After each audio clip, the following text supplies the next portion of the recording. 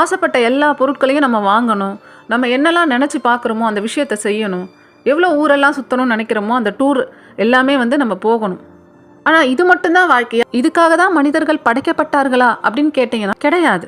மற்ற உயிரினங்கள் போலவே ஒரு சிஸ்டமேட்டிக்காக ஒரு விலங்குனா இப்படி தான் இருக்கும், இப்படி தான் பிறக்கும், இப்படி இறந்து போயிடும்.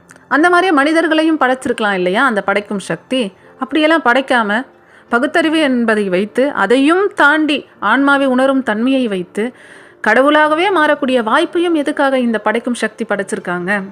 உடல் அளவில் மட்டும் நம் தேவையை பூர்த்தி செய்து விட்டு போக வேண்டிய காரணத்திற்காக நாம் பிறக்கவில்லை.